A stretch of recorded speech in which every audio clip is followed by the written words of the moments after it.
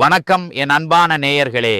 தீபாவளிக்கு பிறகு உங்கள் வாழ்க்கையில ஒரு பெரிய மாற்றம் நடக்கப் போகிறது என்று நான் எழுதியுள்ளேன். இது 100% சாஸ்திரங்களில் நிரூபிக்கப்பட்ட உண்மை. தீபாவளிக்கு பிறகு உங்கள் ஜாதகத்தில் உருவாகப் போகிறது. அந்த மாற்றங்கள் என்ன என்பதை உங்களுக்கு தெரிவிக்கப் போகிறேன். இது இந்த தீபாவளியை உங்களுக்கு மிகவும் விசேஷமானதாக மாற்றப் போகிறது.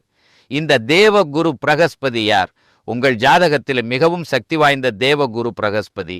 இவர் பணம், செல்வம், புகழ், மதிப்பு, கௌரவம் ஆகியவற்றின் காரக கிரகம் ஆவார். இவர் உங்கள் ஜாதகத்தின் மிகவும் யோககாரக கிரகமாக இருக்கிறார். இவர் உங்கள் தனஸ்தானத்தின் 2ஆம் வீடு அதிபதியாகவும் உங்கள் ஆதாய ஸ்தானத்தின் 11ஆம் வீட்டு அதிபதியாகவும் இருக்கிறார். தற்போது இவர் உங்கள் 5ஆம் வீட்டில் சஞ்சாரம் செய்கிறார். மேலும் தீபாவளிக்கு பிறகு இவர் உங்கள் 6ஆம் வீட்டுக்கு செல்ல போகிறார். இப்போது 6ஆம் வீட்டில் சென்று இவர் உங்களுக்கு எப்படி ஒரு புதிய மாற்றங்களை செய்ய போகிறார் என்ற தகவலைத்தான் இன்னைக்கு உங்களுக்கு வழங்கப் போகிறேன். 6ஆம் வீடு உங்களுக்கு என்னென்ன நிலைகளை உருவாக்கி கொடுக்கிறது என்பதை முதலில் புரிந்து கொள்வது அவசியம். இது உங்களுக்கு போட்டித் தேர்வுக்கான இடமாகும். இது உங்களுக்கு வேலைக்கான இடமாகும். இது உங்கள் நோய்க்கான இடமாகும். இது உங்களுக்கு கடன், நீதிமன்றம், வழக்கு போன்ற நிலைகளுக்கான இடமாகும். இந்த இடத்துல தேவகுரு பிரகஸ்பதி உச்ச நிலையில பிரவேசிக்கும் போது கும்பராசிக்காரர்களுக்கு பெரிய மாற்றங்களின் வடிவத்தில் என்ன வழங்கப் போகிறார்? முதல் நிலையில உங்கள் மீது ஏதாவது கடன் அல்லது கடன் சுமை இருந்தால் அதிலிருந்து எப்படி வெளியேறுவது என்று புரியலை என்னால் இப்பொழுது தேவகுரு பிரகஸ்பதியின் இந்த இடத்துல பிரவேசிப்பது உங்கள் கடன் மற்றும் எந்த வகையிலும் வாங்கிய கடனில் இருந்தும் வெளியேறுவதற்கான புதிய வழிகளை 100% திறந்து கொடுக்க போகிறது. வேலையில் உங்களுக்கு ஏதாவது மன அழுத்தம் நடந்தால், மேலதிகாரி, சக ஊழியர்களின் ஆதரவு கிடைக்காமல் போனால், பாராட்டு கிடைக்காமல் போனால், பதவி உயர்வுக்கான வாக்குறுதிகள் உங்களுக்கு வழங்கப்பட்டாலும் அது வேறு யாருக்காவது கிடைத்தால், தீபாவளிக்கு பிறகு இந்த நடவடிக்கை உங்களுக்கு புதிய மாற்றங்களை கொண்டு வருவதை காணலாம். ஒன்று, உங்களுக்கு ஒரு புதிய வேலை வாய்ப்பு வரும். அது சம்பள உயர்வுடன் வரும். அல்லது நீங்கள் வேலை செய்யும் இடத்திலேயே உங்கள் பதவி உயர்வுக்கான நிலை உருவாகும். மேலதிகாரி, சக ஊழியர்களின் ஆதரவு கிடைக்காமல் போன நிலை உங்களுக்கு சாதகமாக மாறும். உங்கள் மனதில் ஒரு அறியாத பயம் இருந்தால், என் வேலை போய்விடுமோ, தொழில் துறையில் ஏதாவது பிரச்சனை காண கிடைக்குமோ, இதிலிருந்தும் உங்களை வெளியேற்றும் கடமையை தேவகுரு பிரகஸ்பதி இங்கு தன் கையில் எடுத்துக் கொள்கிறார். ஆரோக்கியம் சம்பந்தப்பட்ட யோகத்தில் ஏதாவது பிரச்சனை காண கிடைத்தால் அதிலிருந்து உங்களுக்கு நிவாரணம் அளிப்பதை காண்பீர்கள்.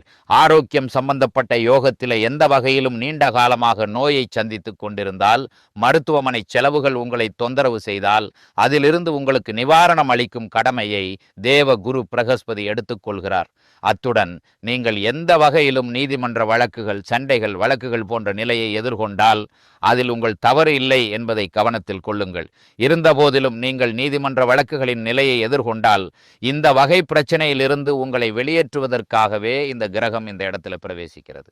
போட்டித் தேர்வுக்கான தயாரிப்பை நீங்கள் செய்து கொண்டிருந்தால், தேவகுரு பிரகஸ்பதி போட்டித் தேர்வின் நிலையில் ஒரு மிகப்பெரிய நல்ல யோகத்தை உங்களுக்கு உருவாக்கி கொடுப்பார். சத்ருஹந்தா யோகமும் இங்கு தேவகுரு பிரகஸ்பதியின் ஆசீர்வாதத்தால் உங்களுக்கு உருவாகப் போகிறது. தேவகுரு பிரகஸ்பதி எங்கு அமர்கிறாரோ அங்கிருந்து 5வது வீட்டையும் 7வது வீட்டையும் 9வது வீட்டையும் பார்க்கிறார். 5ஆம் பார்வையால் தேவகுரு பிரகஸ்பதி இந்த தீபாவளிக்கு பிறகு உங்களுக்கு என்ன கொடுக்க போகிறார் என்று தெரிந்து கொள்வோம். ஒரு மிகப்பெரிய பரிசு. இவர் 6ஆம் வீட்டில உச்சநிலையை பார்த்து கொண்டு உங்கள் தொழில்துறையின் 10ஆம் வீடு மீது பார்வை செலுத்துகிறார். இங்கு உங்களுக்கு உழைப்பு அதிகரிக்கும். உங்கள் முன் புதிய சவால்கள் வந்து நிற்கும். நல்ல நிலை என்னவென்றால், அந்த சவால்களையும் நீங்கள் ஏற்றுக்கொள்வீர்கள். அதை முறியடித்து வெற்றியின் திசையை நோக்கியும் முன்னேறப் போகிறீர்கள். வியாபாரம் செய்து கொண்டிருந்தால் வியாபாரத்தின் கண்ணோட்டத்தில் உங்களுக்கு வளர்ச்சி அளிக்கும் நிலையின் யோகத்தை தேவகுரு பிரகஸ்பதி உருவாக்கி கொடுக்கிறார். வேலை செய்து கொண்டிருந்தால் வேலையின் நிலையிலும் உங்களுக்கு பெரிய நல்ல யோகத்தை உருவாக்கி கொடுப்பார். உங்கள் அரசு சம்பந்தப்பட்ட காரியம் ஏதாவது தடைபட்டிருந்தால் அதிலிருந்து உங்களுக்கு நிவாரணம் அளிப்பார். அத்துடன் நீங்கள் இடமாற்றத்தின் நிலை குறித்து யோசித்துக் கொண்டிருந்தால் அதிலிருந்தும் ஒரு மிகப்பெரிய நல்ல யோகம் தேவ குரு பிரகஸ்பதியின் ஆசீர்வாதத்தால் பூர்த்தியடையும் யோகத்தை உருவாக்குகிறார். 7ஆம் பார்வையால் இவர் உங்கள் 12ஆம் வீட்டை பார்ப்பார். நான் சொன்னேன் அல்லவா, நீண்ட காலமாக நீங்கள் ஆரோக்கியம் சம்பந்தப்பட்ட செலவுகளால் தொந்தரவு அடைந்தால், மருத்துவமனை செலவுகள் தொடர்ந்து உங்களை தொந்தரவு செய்தால், தீபாவளிக்கு பிறகு உங்கள் ஆரோக்கியம் சம்பந்தப்பட்ட செலவுகள் மெதுவாக முடிவடைய தொடங்குவதை காணலாம். வெளிநாடு சம்பந்தப்பட்ட எந்த வகையான பயணம் செய்ய விரும்பினாலும், வெளிநாட்டில் குடியேற விரும்பினாலும் அதற்கான ஒரு மிகப்பெரிய நல்ல யோகத்தை தேவகுரு பிரகஸ்பதி உங்களுக்கு உருவாக்கி கொடுக்கிறார். 9ஆம் பார்வையால் இவர் உங்கள் 2ஆம் வீட்டை பார்ப்பார். இது தேவகுரு பிரகஸ்பதியின் ஆசீர்வாதத்தால் உங்களுக்கு கிடைக்கும் மிகவும் அழகான லாபகரமான யோகமாகும். என்ன பெரிய மாற்றங்கள் வருகின்றன! உச்ச நிலையில் தேவ குரு பிரகஸ்பதி தனது வீட்டையே பார்க்கும் பொழுது உங்கள் வாழ்க்கையிலே காண கிடைத்த அனைத்து நிதி ரீதியான எதிர்மறையான கண்ணோட்டங்களையும் நீங்கள் காண்பீர்கள். நிதி ரீதியான கண்ணோட்டம் வீழ்ச்சி அடைந்த நிலையில் இருந்தால் இந்த நேரத்தில் உங்களுக்கு ஒரு மிகப்பெரிய நல்ல யோகத்தை உருவாக்கி கொடுக்கிறார். உங்கள் வங்கி கணக்கில் இருப்பு நிலையை பலப்படுத்துவதை காணலாம். பணம் வந்து கொண்டிருந்தது, ஆனால் எங்கு செல்கிறது என்று புரியவில்லை. இந்த நிலையிலிருந்து உங்களை வெளியேற்றுகிறார். எங்காவது பணம் தடைபட்டிருந்தால் அதை பெறுவதற்கான ஒரு மிகப்பெரிய நல்ல வாய்ப்பை உங்களுக்கு வழங்குகிறார்.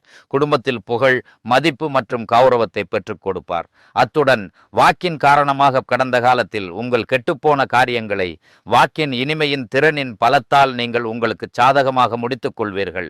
இவர் உங்கள் ஆதாயஸ்தானத்தின் 11ஆம் வீடு அதிபதியாகவும் இருக்கிறார். அதனால் ஆதாயத்தின் நிலையில் வளர்ச்சி, ஆசைகளின் நிலை, ஏதாவது விசேஷமான மன விருப்பம் உங்களுக்கு இருந்தால், ஏதாவது நிலம், வீடு, வாகனம், கார் வாங்க விரும்பினால் அதற்கான ஒரு சிறந்த யோகம் உங்களுக்கு தேவ குரு பிரகஸ்பதியின் ஆசீர்வாதத்தால் கிடைப்பதை காண்பீர்கள். இப்பொழுது கேள்வி என்னவென்றால், தேவ குரு பிரகஸ்பதி கும்பராசியைச் சேர்ந்த அனைத்து ஜாதகக்காரர்களுக்கும் ஒரே பலனை கொடுக்க போகிறாரா? சாஸ்திரம் சொல்லுகிறது அது சாத்தியமில்லை. ஏனென்றால் இந்த சிருஷ்டியில் கும்பராசியைச் சேர்ந்த ஜாதகக்காரர்கள் தான் மிக அதிகம். மேலும் அனைத்து ஜாதகக்காரர்களுக்கும் எந்த கிரகமும் சமபலனை கொடுக்க முடியாது. இது சாத்தியமே இல்லை. அப்படியானால் இந்த தீபாவளிக்கு பிறகு தேவ குரு பிரகஸ்பதியின் இந்த இடமாற்றம் உங்களுக்கு மிகவும் அழகான வடிவத்தை உருவாக்கி கொடுக்குமா இல்லையா என்பதை நீங்கள் எப்படி தெரிந்து கொள்வது? மிகவும் எளிதான முறையில் உங்களுக்கு புரிய வைக்கிறேன். ஒரு சிறிய சிரமத்தை மட்டும் நீங்கள் செய்ய வேண்டும். உங்கள் ஜாதகத்தை திறந்து கொள்ளுங்கள். மேலும் நான் சொல்லும் நிலையை உங்கள் ஜாதகத்தில் சரிபார்த்து கொள்ளுங்கள். முதல் நிலையிலே இது உங்கள் லக்ன பாவமாகும். லக்ன ஸ்தானத்திலிருந்து தேவ குரு பிரகஸ்பதி உங்கள் ஜாதகத்தில் 6ஆம் வீடு, 8ஆம் வீடு மற்றும் 12ஆம் வீட்டில் இருக்கக்கூடாது. இது முதல் நிபந்தனையாகும். மேலும் 2வது நிபந்தனை, உங்கள் ஜாதகத்தில் 10 என்ற எண் எழுதப்பட்டிருக்கும் இடத்திலே இருக்கக்கூடாது. இவர் உங்களுக்கு மிகவும் விசேஷமான இலாபத்தை கொடுக்க முடியாது.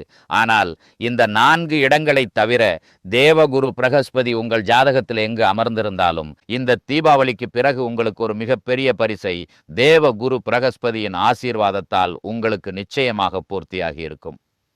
தேவ குரு பிரகஸ்பதியின் சிறந்த ஆசீர்வாதம் உங்களுக்கு கிடைக்க என்ன செய்ய வேண்டும்?